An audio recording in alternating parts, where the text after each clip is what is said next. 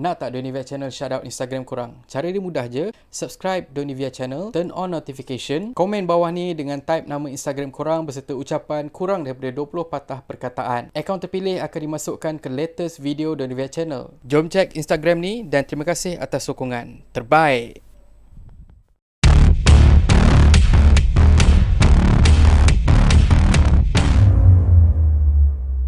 Liana Rahman is cancelled. Itu ciapan yang banyak aku baca melalui Twitter selepas ada pengguna Twitter yang mula berkongsi customer feedback terhadap salah satu butik pakaian yang terkenal di Malaysia. Kisah bermula bila Liana Rahman, sebuah butik milik Liana Rahman,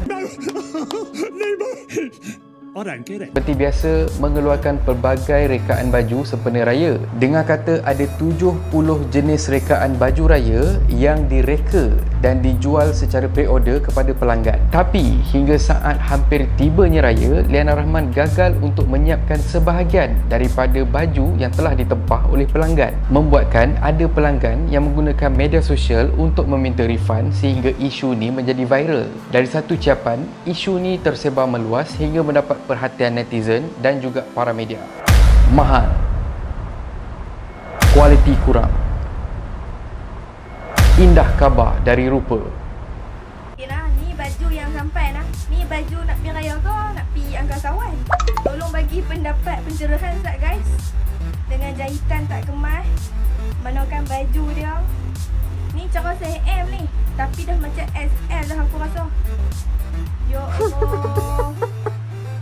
Memang kena boykot lah Liana Rahman ni. Nak mampus sungguh. Ini adalah komen yang ditweet oleh pengguna Twitter hingga menyebabkan keadaan menjadi semakin panas. Enggan mendiamkan diri, pemilik butik terbabit tampil untuk mendedahkan apa sebenarnya yang terjadi. Menurut Liana, perkara tu berpunca daripada penularan wabak COVID-19 yang mana ianya memaksa supplier untuk menutup kilang dan hanya dibuka sekitar bulan Mac tahun ni. Menurut Liana lagi, tim dia sebenarnya tak lari, malah mereka cuba untuk memulangkan semula duit-duit pelanggan. Cuma proses untuk refund memakan masa yang lama, jadi agak mustahil untuk mereka memulangkan semua duit dalam masa yang singkat. Ada juga tindakan daripada pelanggan yang agak melampaui batas apabila menurut Liana, pekerjanya diludah oleh pelanggan terbabit yang datang sendiri ke butik untuk mendapatkan sendiri tempahan yang masih belum diterima oleh mereka. Jujurnya, aku faham situasi yang dilalui oleh Liana Rahman ni sebab sejak 2 tahun kebelakangan ni, walaupun sebelum pandemik berlaku, aku ada 2 orang kawan yang terkena masalah yang serupa.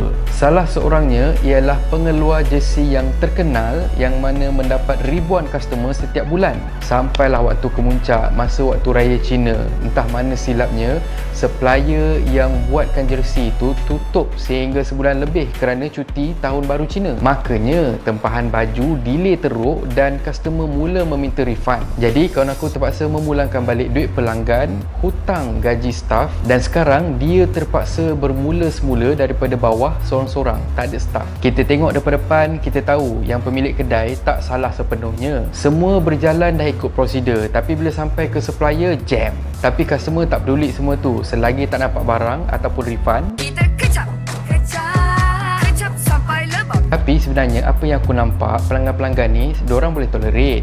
Cuma masalahnya komunikasi. Kita sendiri boleh faham masalah pandemik ni, cuma yang kita tak faham, kenapa tak nak declare awal-awal? Adakah kerana overconfident yang kita boleh selesaikan masalah delay ni, atau tak nak refund awal, atau tak nak nama baik terjejas sekiranya kita memberitahu perkara yang sebenar kepada pelanggan? Yang mana satu agaknya? Menurut Liana, memang ada video yang menerangkan apa sebenarnya yang terjadi kepada pelanggan dan video ni telah pun diserahkan kepada 5 admin Liana Rahman. Tapi itulah macam pihak Liana cakap, nak refund pun makan masa dan meletihkan. Jadi, kenapa nak tambahkan kerja dengan manually bagi video tersebut kepada pelanggan satu-satu? Mesti akan ada yang terlepas daripada dapat penjelasan daripada pihak butik Liana Rahman ni. Aku tengok followers IG Liana Rahman ni pun dah sampai 1.2 juta. Jadi kenapa tak gunakan medium ni? Kan lagi senang. Lagi satu, aku tak tahu sama ada cara ni dia praktikal ataupun tak, tapi memang ada syarikat yang buat, yang mana setiap proses untuk hasilkan baju tu kita serahkan kepada supplier yang berbeza. Sebagai contoh, supplier A untuk buat printing,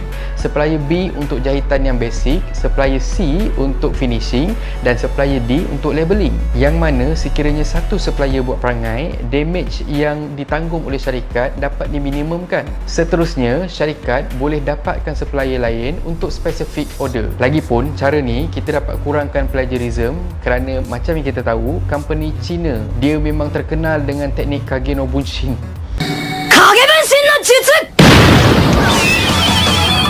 Wallahualam, aku cadangkan je. Aku tak tahu sama ada praktikal, relevan ataupun tak. Yang tu aku tak pasti. Cuma yang aku pasti, mungkin akan libatkan masa yang lebih panjang sedikit, tapi at least selamat. Dengar kata juga, ini dah jadi masalah lazim bagi company terbabit, yang mana kata ada stok, tapi bila kita dah tempah, tiba-tiba kata sold out. Tambahan pula masalah lain, sebagai contoh lambat respon dan juga masalah-masalah berbangkit yang lain setiap tahun. Jadi, Liana Rahman mungkin dah boleh invest untuk cari sistem yang boleh manage dan juga buatkan kerja menjadi lebih lancar. Untung berjuta, cara kerja kenalah tukar. Apapun, aku harap pelanggan ataupun butik terbabit selesaikan masalah secepat mungkin. Tak ada OOTD raya, pening kepala weh, walaupun hanya melaram dekat rumah. Dan guys, kena ingat, walau tak dapat keluar rumah, sambut raya kena meriah.